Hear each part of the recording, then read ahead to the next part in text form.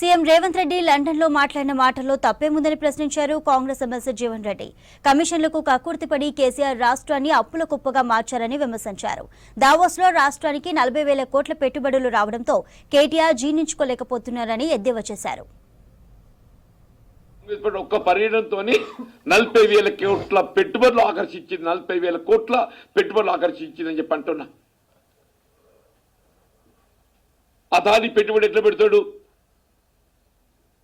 అరే అదాని తప్పులు ఏదైతుందో, ఎక్కడైతే ఆయన తప్పులు ఉంటే పొరపాటు చేస్తే దాన్ని మేము లేవనెత్తుతాం. ఈ రాష్ట్రానికి పెట్టుబడులు ఆకర్షించడం లోపల వీళ్ళ కాంగ్రెస్ పార్టీ పట్ల విశ్వాసంతో వీళ్ళ జాతీయ అంతర్జాతీయంగా పెట్టుబడులు పెట్టడానికి పారిశ్రామికవేత్తలు ఇలా ఉబలాట పడుతున్న ముందుకు వస్తున్నారని చెప్పి అంటున్నా. అయ్యా ఇప్పటికైనా కానీ కాస్త విజ్ఞతతో ప్రవర్తించాలి. ఇట్లాగూ మీకు రాబోయే పార్లమెంట్ ఎన్నికల్లో ప్రజలు ఆల్రెడీ నువ్వు టీఆర్ఎస్ కనుమరుగు చేసి బీఆర్ఎస్ తెరపై పట్టుకొచ్చినావు. టీఆర్ఎస్ కనుమరుగు చేసింది వేరెవరో కాదు, కేసీఆర్ టీఆర్ఎస్ పార్టీ కనుమరుగు చేసిండు. నువ్వు ఏనాడైతే నువ్వు టీఆర్ఎస్ కనుమరుగు చేసి బీఆర్ఎస్ తెరపై పట్టుకొచ్చినావో ఆనాడే తెలంగాణ ప్రజానీకం ఏదైతుందో ఇవాళ నీకు ముగింపు పలకడానికి వాళ్ళు సిద్ధమైందని చెప్పి అంటున్నాను.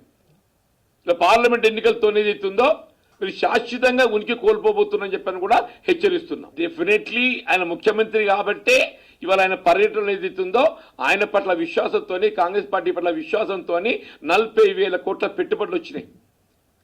దాన్ని చూసి కేటీఆర్ జీర్ణించుకోలేకపోతుండు. వాళ్ళు 9 సంవత్సరాల పాలనలో ఏ ఒక్కసారి కూడా ఏదైతుందో ఇంత పెద్ద ఎత్తున పెట్టుబడులు ఆకర్షించడం జరగలేదని చెప్పి అంటున్నా. ప్రభుత్వం ఏర్పడ్డట్టుండి ఒక నెల రోజుల్లో ఏదైతుందో ఇలా ప్రభుత్వం పట్ల కాంగ్రెస్ పార్టీ వల్ల విశ్వాసంతో వీళ్ళ అదాని లాంటి వారు కూడా ఏదైతుందో వీళ్ళ పెట్టుబడులు పెట్టా ముందుకు వచ్చిందని చెప్పంటే అది జీర్ణించుకోలేకపోతుండ్రు. కాబట్టే కామెంట్ చేస్తుండని చెప్పి అంటున్నాను.